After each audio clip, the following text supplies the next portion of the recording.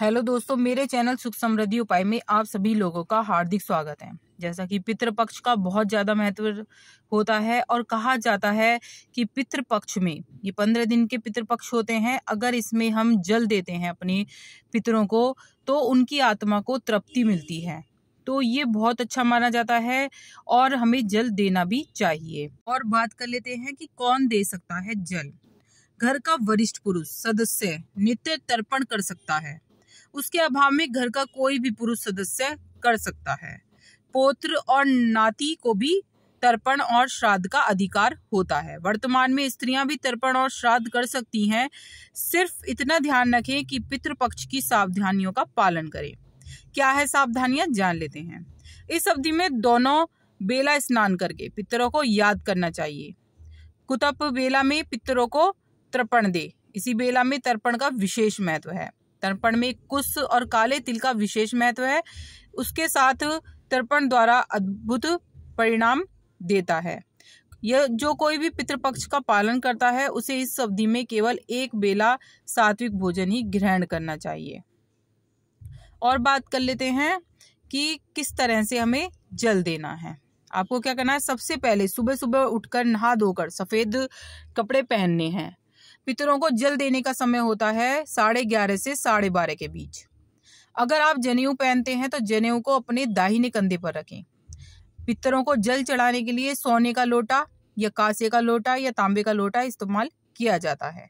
इसमें सबसे अच्छा जो माना जाता है वो होता है तांबे का लोटा। मिट्टी के बर्तन या लोटा पितरों की पूजा में वर्जित होता है, तो आपको ये नहीं लेना है। सर्वप्रथम एक लोटे में सबसे पहले आपको जल भर ले और फिर उसमें थोड़ा सा गंगा जल मिलाने और उसमें काले तिल डाले, चावल डाले और जौ के दाने डालने हैं और थोड़ी सी कूसा या दुर्वा डालनी है आपको। लोटे में थोड़े से सफेद पुष्प भी जरूर डालें। अपनी अनामिका उंगली से कूसा से बनी हुई पवित्री धारण करें और फिर अपने घुटनों के बल बैठ जाएं और अपने बाएं हाथ में लोटे को ले लें। उसके बाद अपने दाएं हथेली में लोटे के जल को गिराएं। फिर अंगूठे के माध्यम से जल का तर्पण करें। फिर जल चढ़ाने वक्त अपनी पितरों का नाम लेते हुए और मतलब पितरों का नाम लेते हुए उनका तर्पण करें और इस मंत्र का जरूर जाप करें जब भी आप जल चढ़ाएं। तस्मै स्वधाय नमः। जल देते वक्त अपने पितरों के नाम का उच्चारण जरूर करें। जाने अनजाने हुई गलतियों को क्षमा भी मांगे।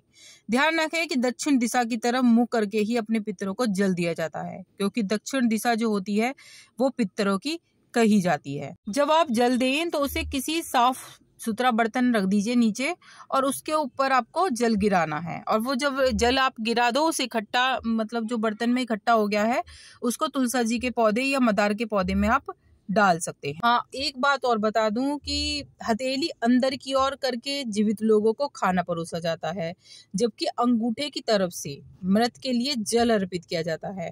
इस तरह पितरों को जल अर्पित करने का अर्थ होता है कि उन्हें ये संकेत दें कि अब आपका स्थान इस दुनिया में नहीं है बल्कि दूसरी दुनिया में है, क्योंकि पितर देवता का स्थान हमारी दुनिया में नहीं होता है। तो इस तरह से दिया जाता है। और क्या प्रक्रिया करनी चाहिए पितृपक्ष में, हम अपने पितरों को नियमित रूप से जल जरूर दें और दक्षिण दिशा की तरफ मैंने जैसे कहा आपको वही देनी है। जल में काला तिल जरूर मिलाएं, जो मैंने सामान बताया है। अगर वो सामान भी नहीं है तो काला तिल जरूर ही मिला लें।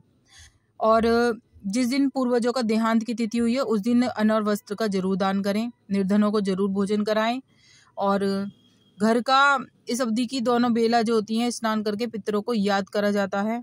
जहाँ तक संभव हो आप जो जल लेंगे डालने के लिए उसमें हल्का ही दूध डालें, कम डालना है आपको दूध। और पितरों को हल्की सुगंध वाले सफेद पुष्प अर्पित करने चाहिए। तीखी सुगंध वाले फूल वर्जित हैं इस पूजा में। तो दक्षिण दिशा की ओर मुख करके ही आपको पितरों का तर्पण करना है। और नित्य आपको भगवत गीता का जरूर पाठ करें या अपने टीवी चला सकते हैं। वीडियो पे लगे तो लाइक सब्सक्राइब जरूर करिएगा, जिससे आगे वीडियो आपको मिलती रहे।